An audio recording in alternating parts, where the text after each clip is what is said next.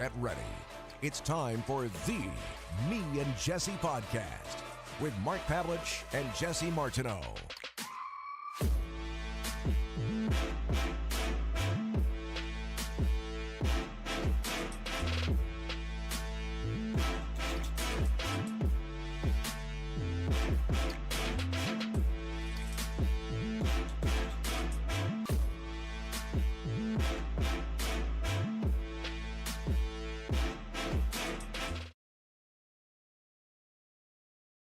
Mark Pavlich, away in the Grove, the big sexy Jesse Martineau, and our special guest today, everybody, heavyweight Nick Campbell from Scotland.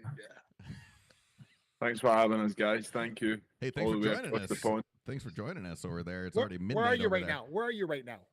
I'm actually in Jersey at the moment. Not New Jersey. Not New Jersey, but the place where New Jersey got its name from. Exactly. Yeah, Channel Islands. And where the cows are from. Yes, the milk. Everybody Jersey always cows. knows that. I know, yeah. I'm Glasgow born and bred via Jersey for the moment. So that kind of ties in with the whole rugby story why I ended up here. So it's cool. Let's go back to the rugby after, though. Nick, I watched you, and there's very few people. I know the fight game for a long time. You don't know my background, but I used to own the biggest MMA show in Canada. And then my first love is boxing, and it always has been. The crazy part is when I saw your athleticism, it was very abnormal for a heavyweight boxer, and I have an eye for this type of thing. Very weird how athletic you are for the size of you, coming from rugby and now into professional boxing. I have a strange suspicion that if you double down on boxing, you can go very, very, very far in the boxing world. Am I right or wrong? Listen, first off, I appreciate that. Thank you very much. It's nice to get a little bit of recognition. And obviously from somebody as well versed as yourself. But no, listen, I've been a professional sportsman from a young age, and I think that obviously tells. You know, I'm a big man, but I'm not ungainly or uncoordinated. No. I've got good strength, strong.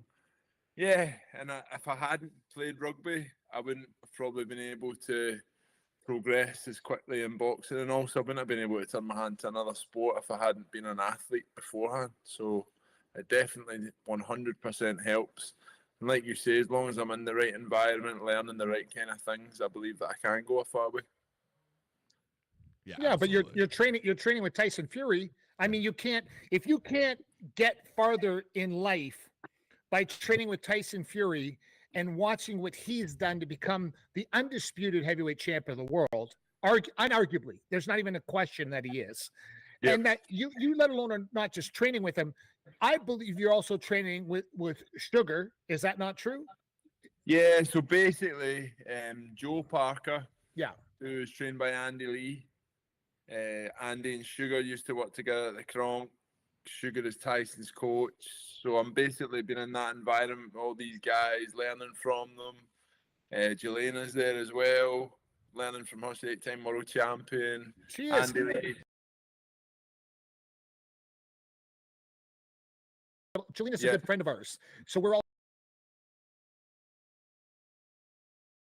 time socially together when she's home, and she has a great deal of knowledge about boxing. And most people, the problem with Jelena is that she's from a city of Edmonton, Alberta, Canada, where not a lot. If she was in the United States, she would have been way bigger. You know what I mean? It's because where she's from, but she does have a lot of knowledge of the game of boxing. She really does. And when she was messaged me when she saw that you were on the show, she's like, Mark, he has a lot of athleticism. Like he could really go far. If you could get the brain to match the heart to match the hands, that you could go far in boxing. Listen, that means a lot coming from somebody like Jelena. She's been there. She's lived the life. I think she's told me she's been boxing for 20 years. She has. Which is crazy. She's an 8-time world champion. Listen, and I think women, like you say, don't maybe get the credit they deserve in the sport sometimes. So, yeah, it was really good having her at the side of the ring, giving me some advice. You know, her and Tyson ended up being my corner team when I was sparring Joe for the first couple of sessions was a bit surreal in itself. So Sure. yeah, listen, it's great to learn off these guys, and it's great to be in that environment where everybody wants to be the best they can be and push as hard as they possibly can. That's why they're successful. How'd you land in that camp? How did you land with Tyson Fury in your corner? So basically, Andy Lee, who's Joe's coach, and Joe is a really good friend of mine now. Joe is obviously in with Tyson. I had sparred Sonny Bill Williams, former All Black, two-time Rugby Union World Champion, Rugby League World Champion, who also boxed. And Sonny needed sparring. So Andy had got in contact with me to see if I would go and spar Sonny. This is over a year ago. Well, this is like nearly 18 months ago now. And I went and sparred with Sonny, gave him quite a few rounds, good rounds. And then fast forward a bit, but this time last year, Joe Parker was getting ready for the Joe Joyce fight. One of the sparring partners pulled out and Andy phoned me. I went into the camp down in Morecambe with Tyson, Joe, Andy, and yeah, just hit it off with all the guys and kind of built a relationship up with Joe from there. Joe's now brought me back in his last two camps. And this last camp, I've been 3 weeks down in Morecambe, got to really meet Tyson, get to know Tyson. Didn't originally go into the camp as Tyson's sparring partner. I ended up getting used for sparring as Tyson. Made real good connections with all the guys. And listen, I hope it's a place that I can definitely be down there more regular, learning from everyone and progressing on as best as possible. So that's how it goes. But it's funny, the way the world works, and one event can lead to another event, which can lead to another event. And I never imagined when I stopped playing rugby, God, 7 or 8 years ago now. No, is it? I'm getting too old. I can't remember. But however long ago it was, I never imagined that I would be in sparring with Tyson Fury, having my corner, wrap my hands, giving me advice. And it just goes to show, if you really apply yourself and have a go at something, what you can achieve. Yeah, so, absolutely. When's your next fight? I don't have anything locked in at the moment, but I'm hoping to be out in November. So that's the plan. I'm in a bit of a, trying to gain a bit of momentum stage at this point in my career. I'm still, although I'm a little bit older, I'm still pretty fresh to the professional game as such. So I know I'm the Scottish champion and all that, but I'm trying to build momentum to get myself into a position where I can take a big fight for a belt, basically.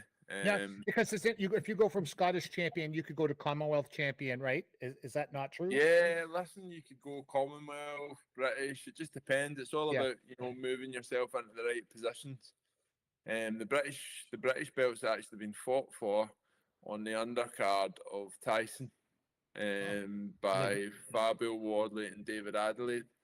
So that's a bit of a crossroads, not a crossroads fight, but be a big fight for whoever wins that can then kick on to world level, and then who knows what happens to the British belt after that. But listen, I'm trying to gain momentum. I'm trying to get myself into the positions where I can be fighting for those belts.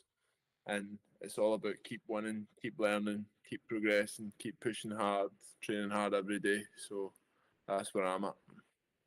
Yeah, that's incredible. That's really cool. So, you came from rugby, which, coming from Scotland as well is something that we over here would say, yeah, he's Scottish. He played rugby. So, where did you, growing up, was that just the thing that you did, or was it football? So I'm from Glasgow. And I don't know if you've ever, I imagine you guys would have, Celtic and Rangers. Yeah. Oh, yeah. They're everybody in Glasgow, you're either a Celtic supporter, which I am, or you're a Rangers supporter, which my brother is, unfortunately. So when I grew up, my dream was to play for Celtic. That's all I ever thought about when I was a kid. But I was always a little bit bigger than everybody.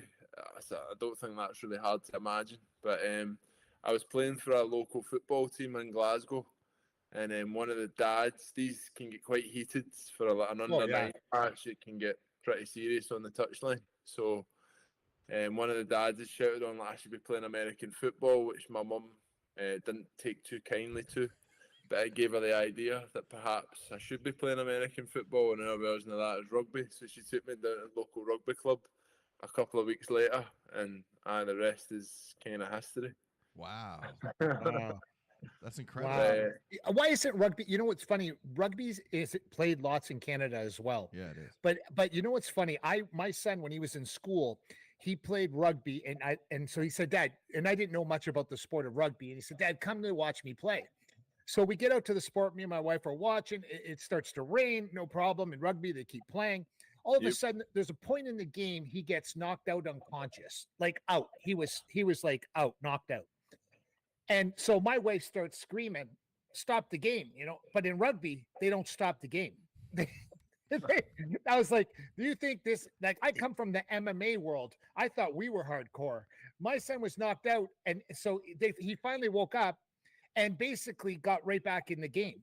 So the crazy part is, I was like, "This is a game. This is like real. This is it, man. This is like the epitome of war. It's the epitome of mano a mano. It is something special. And I'm telling you, I don't know why it's not even bigger than it already is. Like, it should be bigger, in my opinion. Oh, definitely. I actually played with a Canadian fella when I was at Glasgow Warriors, DTH Vandermeer. I don't know if you've ever heard of him. He's Canadian top try scorer. That's actually the problem with rugby as well in Canada, is he was one of the best wingers in Europe. He would have got in the Scotland team at the time. He's Glasgow's top try scorer. He's a legend. And because he's Canadian, he doesn't play hockey, basketball, or baseball. Yeah, that's right. Yep. That's right. That was you touched on it earlier. I always remember him telling me the story that he had went to, I'm not sure how it worked, but he wanted to get a sponsorship deal with Adidas. Yeah. And he should have gotten a sponsorship deal with Adidas because there was guys in our team who weren't as good as him that had sponsorship deals. But because he was Canadian, he had to go through the Canadian Adidas. And when he went, his agent went to them and they were like, "Does he play basketball, baseball, or hockey?" And they were like, no, like, "We don't care." It's awful. It's awful. You mentioned the level he is. He can walk around probably the streets. No one even know who he is. You know what I mean? Yeah, it's crazy. Crazy. And like I say, if he was Scottish, Irish, English, Welsh, he'd be a legend. Wow. But it's just unfortunate. But listen, he's a proud Canadian, great player. He's got a great reputation. Say his name again, because I'm gonna make sure I look into him. DTH Vandermeer. Wow. Mervin. But DTH, right? I'll figure it out, because I think it's sad that we don't know who he is. Well, I think you said it too about Jelena, right? Like, there's a thing, 8-time world champion. If she was American, everyone would know who she is. They name a street after her. We've actually approached the mayor of our city to name a street after her. Because everybody in the city knows who we are, we've tried to get it done. They still have not got it done yet. But I figure if you're an 8-time world champion, you should have a street named after you. At least a street, right? Crazy. Listen, it's awful. It's awful. It's if she was Scottish, there would be a statue of her somewhere. Yes, you're right. Yeah, you're right. Absolutely. Growing up in Glasgow, what was that like? What was growing up in Glasgow like? I mean, we see movies here all the time about like Glasgow and Scotland, and Train Spotting obviously comes to mind. Well, listen, it's like any big city. It's got its negative points. Yeah. But for me, the positives far outweigh the negatives. Of course. I wouldn't have changed growing up in Glasgow. Although I don't live in Glasgow anymore, I'm always going home when I'm going to Glasgow. The people make Glasgow, that's the same. Yeah. Great city. I think there's a funny joke. There's a comedian over here called Kevin Bridges, and Glasgow got voted the friendliest city in Europe, but also the most violent city in Europe in the same week. Which kind of sums Glaswegians up. We'll buy you a pint, but we'll also have a fight with you. I think it's a great place, great city, great people, loads to do, loads of sport. It's a fantastic place. But there's cities in the world, I think of New York and Glasgow and that where there's like an attitude that you have. Like Boston has an attitude. Like there's an attitude there that when we think of like Glasgow, Scotland, we think like a tough guy. They're drinking a pint and they're going to punch you in the face. Yeah. But then you might have another pint after. And you might play darts after. You might shoot darts after. But it's kind of like, the emotional level is like up here, like everything's high, like everything's loud. Yeah, listen, I think it's the Celtic bloods. Yeah. The Irish, the Scots, and the Welsh, we've all got that kind of Celtic fire in us, and doesn't take much to light the fire, does it? Good, I like my grandfather, a little bit more about my history. My grandfather was actually a professional fighter. He wasn't from Glasgow. He was from the north of Scotland in Elgin, fishing town, where they went out for a fight at the weekend. That's what you done. You went out for a fight when he was a kid, and that's where my love from boxing came. Was listening to him and listening to all his stories, and just being part of that. And I suppose that was kind of where I had my ambition to try and test myself in that environment. And it's a crazy thing, really, I suppose, when you think about it, because you go, why do you want to test yourself fighting people and getting punched in the face? But I love it. Yeah. I absolutely love it. I think you would have to do it. Yeah, you would. And like I say, like you said, rugby's a real physical sport. For me, there's more injuries in rugby than you'd get in boxing. Oh, I think so. Yeah. Easily. Yeah. So I've never had a problem with confrontation, physicality. I love all that. So the fact that I came from that background, I played rugby, and I thought this was my chance, and I took it. So it's probably a bit like you say, being the lad from Glasgow, the Celtic blood, doesn't take much to start the fire. No, you know what's funny? Scottish people here, like my neighbor across the street just passed away recently, but he was really old, and he was from Scotland. And he used to come over all the time, and he would say I would get him I would get him great scotch, but he didn't like the good stuff. Like I went out, Jesse, I told you the story. Yeah, I used to buy him $500, $600, $700, $800 bottles of scotch because I don't drink scotch just for him. And he said, Mark, you're wasting your money. I like Old Grouse. And I said, what's Old Grouse? And it was literally like $50 a bottle, right? So I literally had 20 bottles of Old Grouse, and he would come over and drink. And one day he forgot his teeth. He forgot his teeth in my washroom. So his wife called and said, hey, did anybody see his teeth? And I looked around the house, and they were on the back of the toilet because when he went to the washroom, I guess he took his chiclets out. But this is a true story. But I love the guy. But you know what's funny about old Scottish people I met? They hated everybody from England. Yeah, they did. He did. He said he loved everybody unless you were from England. If you were from England, he just shit on you. He would and that's a lot of Scottish people. They're nice, but when you bring it up, there is still that William Wallace Braveheart mentality. Am I lying, or is that not true? No, listen, I've got a lot of English friends. Just want to put that out there. Yeah. I don't hate English. Yeah, of course. However, in sport, especially, oh yeah, I'll support whoever is playing England. So the Euros, the last European soccer championship, football championship, England got to the final, and there was Scotland were in it, but we got put out after the group stages. But we won't talk about that. Yeah. But well, I'm Croatian. So we can talk about it. But basically, there was somebody done like a graphic, and it was William Wallace, Mel Gibson, and it was like Scotland's route to the final, and it was obviously for the first 3 group games he had the Scotland flag paint on his face, and after that it was the paint of the country whoever England was playing, and that was like their route to the final. People are like, why do you support whoever England's playing? And I'm like, why not? I don't want them to win. I don't want to listen to them talking shit for the next 20 years about how they won. I want them to get hammered and get put out. So yeah, there is still a real rivalry when it comes to sport and everything like that. And all my English friends know that I love them. But when it comes to anything versus England, I hope they get beat. Is that going to is it not to get political, but is that going to take place because Canadians talk now that in the next few years that we're under the Commonwealth of England, Canada. And they're talking now that that's enough. We don't want to be, like we're done with it. So a lot of people in Canada are saying, and the Parliament of Canada are saying, it's coming to the end where we're just not going to be part of it anymore. Yeah, see, to be honest, I try not to get too involved in politics, but I think the world's changing, isn't it? Everything's kind of everything's moving on, and I think perhaps the Commonwealth isn't really a thing politically anymore. That's right.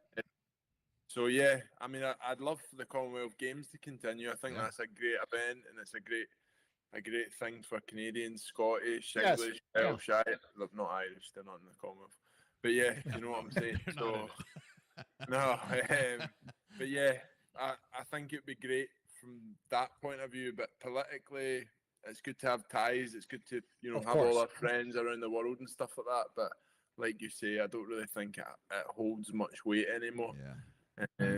Especially in any people from Canada, like you say, they don't really care. So they don't. Not anymore. I think it's going that way, to be honest with you. What was the best? Like, what was the highest level of rugby you got to play? So I played professionally for the Glasgow Warriors, and I played all the Scotland age group stuff up to under 20.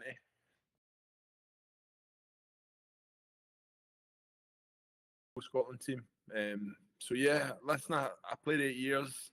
Glasgow Warriors are, in my opinion, are the best professional team in the last 10 years in Scotland. Yeah.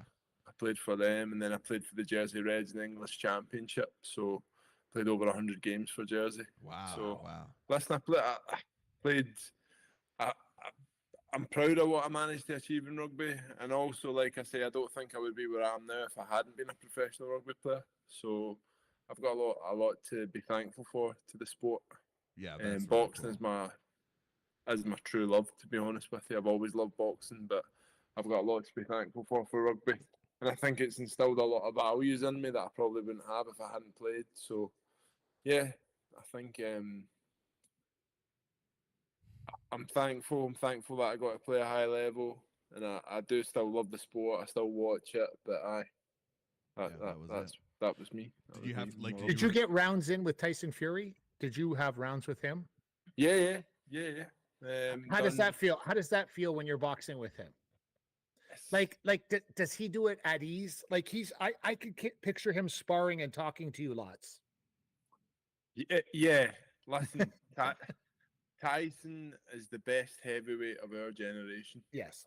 And I think in 20 or 30 years' time, Tyson will be discussed in the same breath as some of the greats, if he's not already. Do you know what I mean? But what was the stat he was going on about the other day? He's the only world champion to have beat another world champion, or two world champions who were reigning for longer than 10 years or something like that. I think Wilder, was Klitschko. And Klitschko, That's the only guy in history. Yeah. A lot of people talk about his resume that he's not got, but listen, I think the next year for Tyson is going to be pivotal. He's going to have this fight in Saudi with Ngannou, and then he's going to go on to fight Usyk in December. I'm hoping. Do we not agree? Do we not agree? Like, I come from the MMA world, and I couldn't agree more that I want Tyson Fury to destroy Francis Ngannou. I want him to destroy him. Like, I want him to. I'm not even joking. I can't even express how much it pisses me off when I see MMA people cross over and think they're going to fight the undisputed heavyweight champion of the world. And I know, everybody says, oh, he's got a puncher's chance. Yeah, of course he does. But Francis, I want to see him like unconscious. Like, I want to see him with his arms stiff, stiff when he's knocked out. I want to see him knocked out to that level. And I want everybody to know when they're watching the Me and Jesse podcast, I can't stand this crossover. When the guy comes from MMA and has one fight, you know what it'll do to boxing if for some weird reason he can actually beat Tyson Fury? Yeah. It will shatter boxing. It will shatter it. I've not really considered it, to be honest with you. Yeah, correct. That's right. But, I think the amount of money that Francis Ngannou is getting for this is life-changing for his family. It is. Probably his kids, his kids. So I can't really judge the guy, And it's not his fault. It's not his fault. Yeah. Listen, he's a fighting man as well. He's a proud fighting man. I'm sure that he goes out there and he backs himself. I don't really see how he could possibly beat Tyson in a boxing match. In a UFC, the octagon, that's Yeah, of completely course. different. Yeah. But in the boxing ring, under the Queensberry rules, I don't really hold much hope for him. Did you watch? But Did you on watch you that? go. Did you watch that shit show this weekend? The one, were you there? I was at it, yeah. I was Yeah, at you were it. actually at that abortion that they call that was disgraceful on all levels. Like that couldn't have been a worse fight card. Listen, I watched it on television. You watched it live. Tell me I'm wrong. No, listen, I think the standard of boxing's not great. Yeah. But listen, it's just the society we live in. It's a Yeah. numbers game. Yeah. The You're right. one thing I will say is the crowd that was there was unbelievable. Yeah, crazy. The only fights that beat that are the best guys in the division, and even at that, some of them probably might not be able to attract the crowds that these guys are attracting. Yeah. I was obviously very privileged to be there. I was sitting next to Sugar, Jelena, and Andy, and in the little bit where we were sitting, Mo Farah. Do you know who Mo Farah is? No fight, yeah. Mo Farah was right in front of us. Louis Theroux, I don't know if you know who Louis Yeah, Theroux I is. do, He's a yeah. real famous English documentary Yeah, maker. I do know him, yeah. Tiny Temper, the rapper, was there. All the YouTube guys were there. Everybody was there. Oh, it was crazy. It was insane. And just the spectacle of the whole thing is incredible. And listen, I think although I agree with you, it's a bit of a sore point for a lot of people, because there's guys who dedicate themselves to the sport since they're kids, and they can never get the opportunity to make the amount of money these guys are making. But in 20 or 30 years' time, I think we're going to see a lot of guys coming through who started boxing because they watched these guys. think So I so, think too. it will, Maybe, yeah. in the long term, it will have a positive effect on boxing. And listen, it's good for the sport in general because it's bringing more people's attention to it. But yeah, I mean, the Dylan Dennis fight and Logan Paul I was a bit disappointed with the guy Dylan, getting himself disqualified and all the, trash talking before. And there's a line, I get it, you need to build the spectacle and all that, but it's took it a wee bit personal, and then trying to choke him out and going to the floor. Yeah, weird. It was just he looks like he didn't train boxing at all. He didn't know how to throw a punch. Dylan Dennis is a fucking idiot, and I hate swearing on the podcast, but he is. He's just I can't take it no more, man. I've had it up to here. It's like even in the MMA world.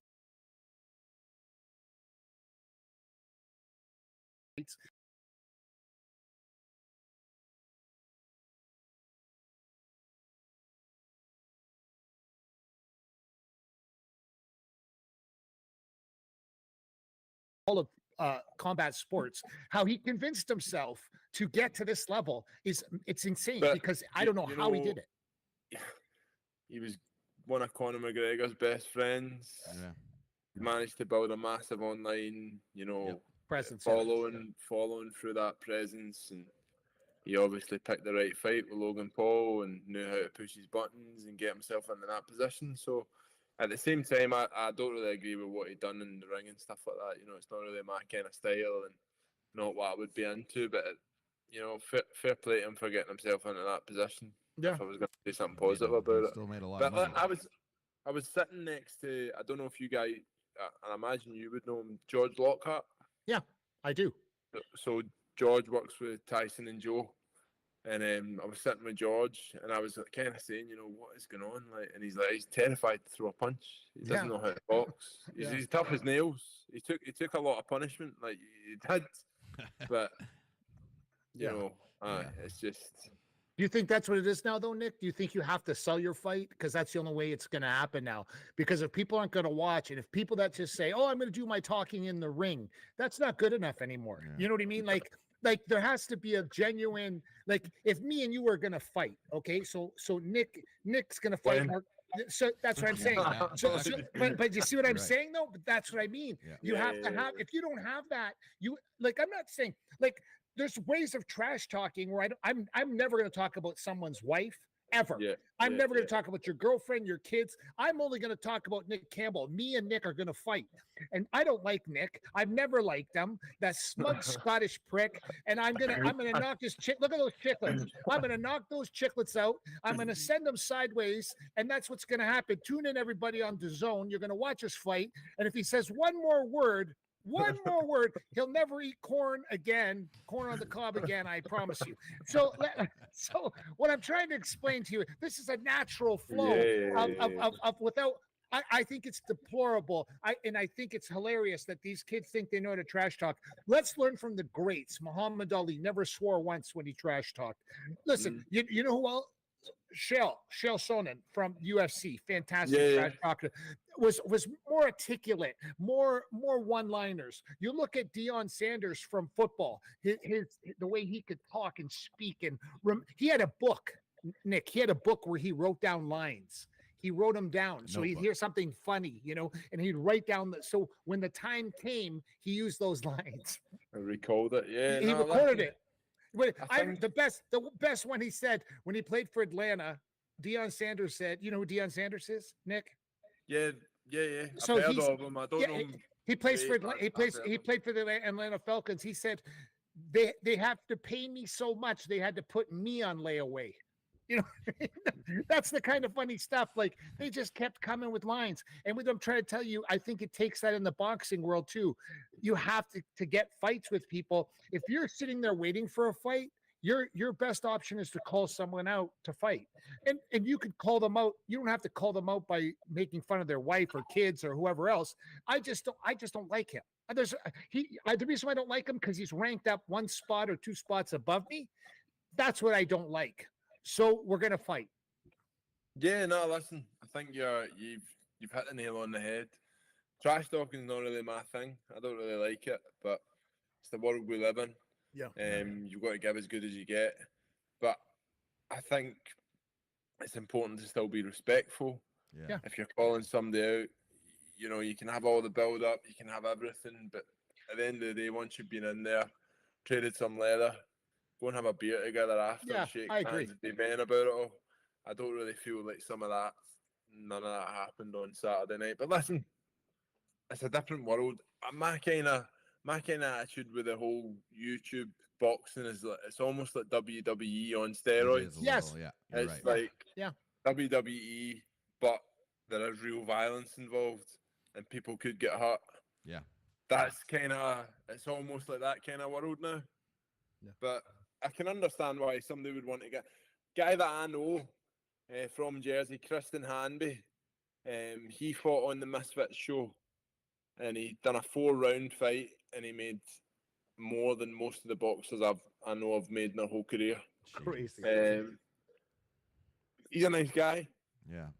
He's all right. He's all right. So. Well, you're going to take the money. Like, you're going to take the money. Like, why? Yeah, wouldn't of you course. Take the money? Yeah, like, you have to take the money. Yeah.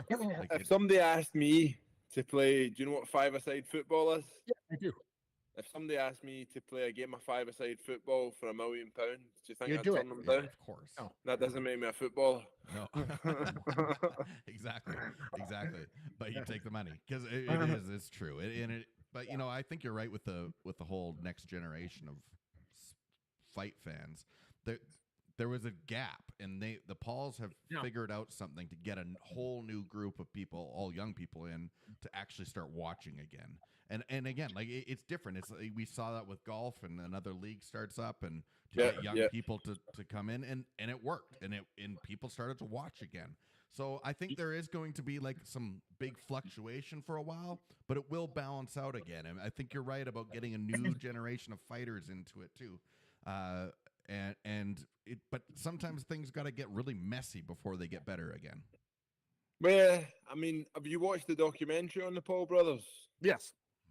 Do you know what? I actually have a different view on them. Yeah. I know it's the narrative, and you're getting to see it from their point of view and everything like that. But I actually changed my opinion on them. Yeah. After I watched that, I actually have a bit of admiration for them, and they're not stupid guys. No. They're They're not. very, very They know what they're intelligent. doing. They're very switched on. You look at what they've done with that Prime Sports drink. I know. Unbelievable. Like my two nephews were going crazy for it. Like they wanted bottles of Prime for their. I'm like, what do you want for your Christmas? They're like, get me 2 bottles of Prime, and I was like, oh, it's a sports drink. What are you talking about? Then I looked, they were selling for like 50 quid a bottle. Yeah. I'm Wow. going, that's crazy. That's crazy. It's nuts. It really is. And they're not dumb. They're businessmen. They know what they're doing, and they built something massive. Well, you see what they did today. You see what they did today. The other Paul brother fought on the weekend. They don't. The one thing they don't do is they don't lose momentum.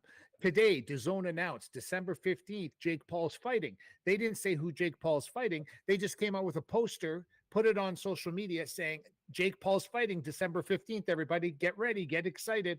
That's it. They haven't said his opponent. They didn't say nothing. They just had a poster with Jake Paul standing there with his gloves on saying December 15th.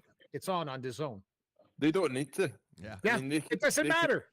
They could have him fighting. Yeah. Drag the guy out the pub to fancy a fight. Like, nobody cares. Yeah. They just want to watch the pantomime and him coming into the ring on a whatever. You know, what did he came in? He came in a tank the last fight or something crazy like that. But didn't the other guy come in on a Ferrari, green Ferrari or something? Yeah, last KSI came in with a green Ferrari. So, you know what I mean? It's a different world. Yeah. But They Tyson play comes by out their in own crazy rules. stuff too.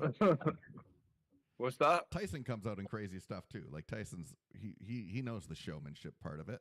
Yeah, he does. Listen, Tyson has fought on small show halls all the way up to now selling out Wembley. He's done it all. He's lived, he's boxed since he was 19 professionally, came all the way up, done his apprenticeship. When you get to that level and you're that good, you can do what you want. Yeah. Absolutely. Yeah, that's right. The way it is. I love it. But listen, it's amazing. And that does add to the spectacle. And I think as well, when we come back to look at these fights in 20, 30 years' time, that's the things you'll remember. Remember he ran to the ring at Wembley when he was fighting Dylan White. Remember he came out to Crazy in America and the Wilder fights. And that's what we'll all remember. You won't so much remember every round of every fight, but you remember the key moments before it. Remember this press conference when he said that and he done this and he done that. So it's important to be like that when you're that good. And I have dreams. I still get dreams of him when he got knocked down by Wilder and he got up. Yeah. I have that dream, and like I've dreamt about it, how he actually got back up again and then put it on him. And it was crazy. Like I've never seen that in the history of boxing, a guy do that. It's interesting. He was talking about that when we were in the gym, and he was saying, I can't even remember how we got around to talking about it, but it shows you intelligence as well. He knew how dangerous Wilder was, and he knew how hard a puncher he was, and he had went to the referee before the fight and he said, if I get knocked down, give me every chance. Give me the full 10 count. He said that? Yep. He said that to the ref before the fight. He went, I don't care if I'm dead. I looked at, give me the full 10. Give me as much chance as possible. Because he knew that there was a chance that Wilder could get landed on him. Wow. And because when you looked at him and he was lying there, a lot of refs would have waved it off at that. 100%. But he planted the seed with the ref before the fight. Give me the chance. Don't count me out. Let me go. And that is wow. I didn't know that. Wow. Because I wondered that because he was so glossy-eyed that 99% of referees would have did one of these. They would have done it. And they did it for his fight. And now we know why. I don't think too many people know that, Nick, because you're right. 99% of referees would have waved it off.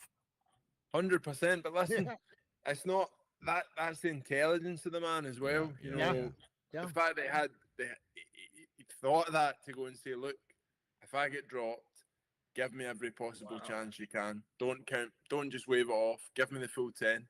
Let me give me a chance to recover.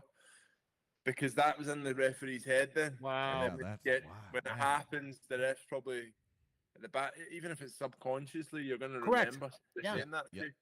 And that's what it's all about in sports. It's all about the fine margins.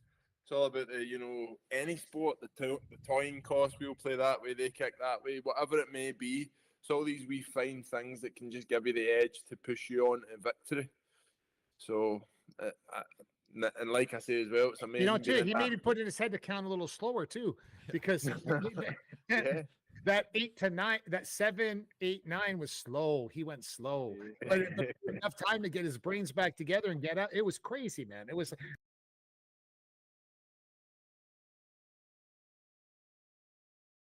with Ali, like the crazy stuff and crazy fights with Tyson. You remember certain moments. That will be Tyson Fury's lasting impression. That moment in time, no one will forget that. Well, have you seen the montage they done of it with the Rocky music? Yeah, I have. It's like a Rocky movie. It Yeah, is. it It is literally like a Rocky movie. Yeah. You couldn't write the script for it any better. No. It was- Unbelievable. it was- Now, But, have you seen the documentary of Tyson Fury and his wife and stuff? yeah, At Home with the Furies. It's crazy, eh?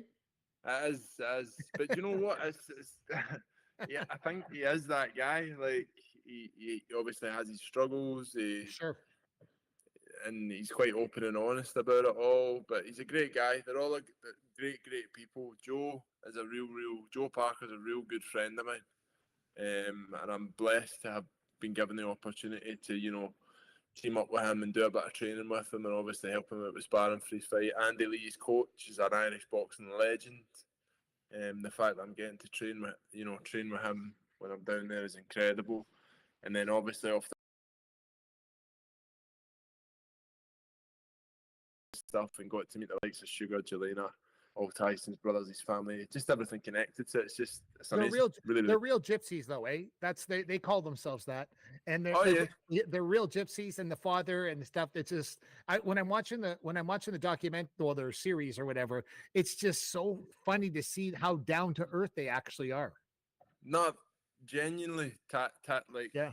Well, I've been going around to that because George cooks for Joe and Tyson, so sometimes I would go round to the house with Joe. Yeah. When Joe was getting his dinner cooked for him and stuff like that, and I would just be sitting listening to like Tyson talking about things, and just a normal guy, down to earth, telling you all the stories about when he's young, running about, getting into this, getting into that. just really surreal, but dead genuine, honest people, and I don't really have anything negative to say about the experience at all. It was unbelievable. Of course. Well, Nick, Nick, I thank you. I really do thank you for taking time out of your busy schedule to come on the show today. And I can't wait to see your next fight. And we're going to have to promote the crap out of you from our show to get you more fights, because it'd be better to keep you active and keep you in the flow, right? Because we get you to 10-1, 11-1, 12-1, 13. You know what I mean? And you just keep rolling it along. Exactly. Now, listen, I really appreciate you guys reaching out, giving me the opportunity to come on. I've actually got family in Canada and Toronto, the other side. Yep. So I've been to Canada before. I love the Canadians. They're great people. A real great place. So it's a pleasure to be on and chat to you. I'm sorry that my North American sport knowledge isn't great. That's okay. I'll work on it for next time. And we're always going to keep our ear open for a heavyweight fight for you in Canada. So we'll always keep that ear open, and don't be shocked or don't be surprised when we text you or call you to let you know. Absolutely. Listen, a lot of weird things happen on this show. I'm telling you. Nah, listen, I've learned in life that a lot of weird things can happen. Yep. Things that you never expect to happen can happen. As long as you work hard and try and be a good person, normally these things happen. So I'll just keep going, keep working hard, and see what we can get to. Exactly. Well, thanks, Nick. We'll be right back on Me. Thanks so much, Nick. Thanks, guys. Thanks. Introducing Backscape, the superhero of Bevel. Hey there, Backscape World Tours. My name is Archibald Scape, spokesperson here at Backscape. And I know why you're here. Either you or someone you know has one hairy back, and you're trying to get rid of it. We understand the struggle with unruly back hair. In fact, 77% of women agree it's not the ideal look. But don't worry, we're here to help you reach your smoothest potential. We've built Backscape to tame that wild back jungle in minutes. Our mission is to empower everyone to feel his, look his best, and help him reach his smooth potential. Backscape gives you the confidence, whether you're at the pool, the beach, hey, anywhere you go. You can stay smooth all along. Our patented technology ensures smoothest, most comfortable, and close shave every time. We believe in something else here at Backscape, and that's how you feel about us. Our customer service is the best. Hey, even if you need relationship advice, our customer service agents are that good. We're so confident that you'll love the Backscape experience that we offer a 30-day money-back guarantee, so you can try Backscape risk-free. When you choose Backscape, you're gaining a friend. We're here for you, guiding you on your smooth journey to a smoother, more confident you. You know, being smooth.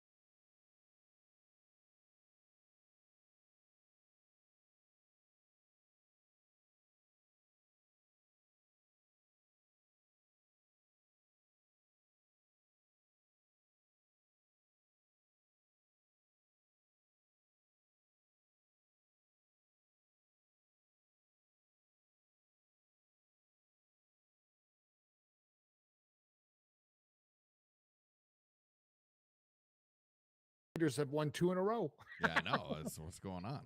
It's like, Well, now we're 3-3, and our schedule, we got some we got the duds Bears coming next up. week. We got the Bears next week, so we should do well there. And you know, there's a lot of the team's still trash, but Jimmy G, I think the most highlighted clip of Jimmy G is him walking to the dressing room. it's unbelievable. Remember when they actually picked him up. Yeah. We were joking on the show, going, "This guy will be hurt, you know, after the second game, third game, fourth." It's exactly what happened. Yeah. Exactly what we said on the show is actually He's made out of happened. glass. I don't know what is wrong with him. Glass. He's made of glass, Jesse. Yeah. And it's like, I like Jimmy G as a human. I think as a quarterback, he's like a safe quarterback. He's not going to do anything crazy. He's not going to hurt you. But at the same time, he's not going to play. So when you're doing this, like we were playing yesterday with a 15-year veteran, Hoyer, who hasn't played anything in the NFL barely. He ended up doing a great job for a guy that hasn't played it really ever in 15 years. And then we won the game. So we beat Green Bay and we beat New England in the last 2 games. That's not saying much, but we're 3-3 now. And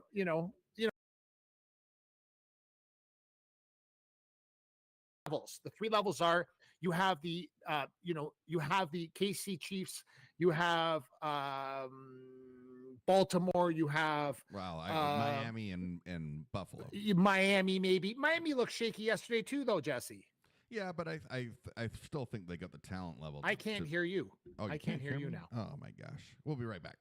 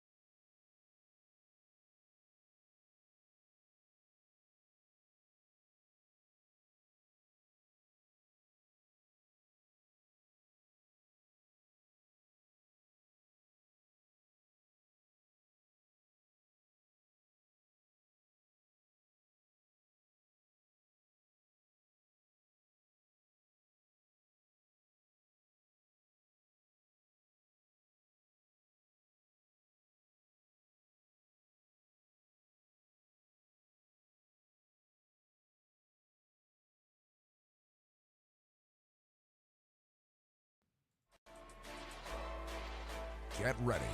It's time for the Me and Jesse podcast with Mark Pavlich and Jesse Martineau.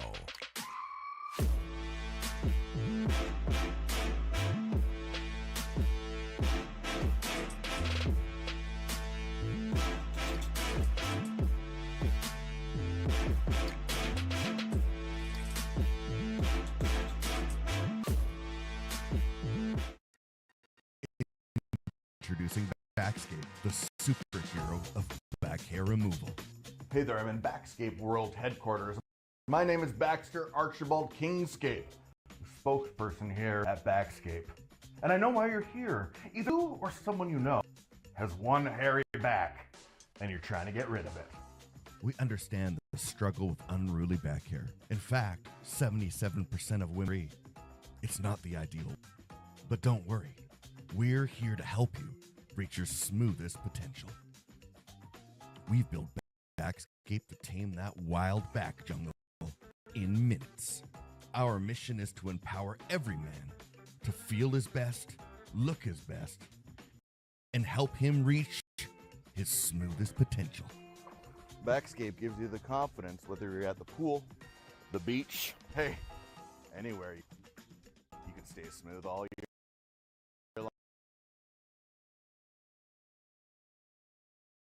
Professional boxer, rugby player, and we want to thank our dear sponsor from Backscape. Check out backscape.com, everybody, today. And Crystal Glass, your clear choice for all your glass needs. Call 310 Glass or go to crystalglass.ca today. We can't thank them enough for their sponsorship. And please, everybody, check us out on our social media at Me and Jesse on Twitter, Facebook, Instagram. We're on TikTok. Check us out everywhere, guys, and tune in every Monday, 5 p.m. Mountain, 7 Eastern, 4 Pacific on the Me and Jesse podcast on YouTube. Thanks for watching the Me and Jesse podcast. Follow us at facebook.com/Me and Jesse.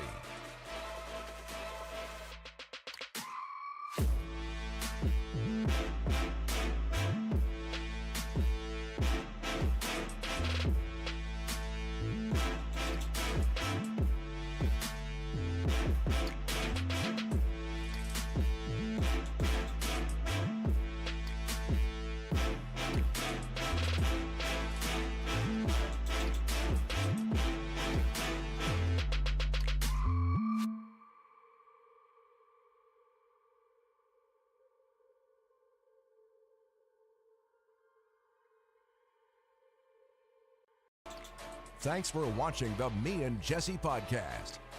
Follow us at facebook.com/Me and Jesse.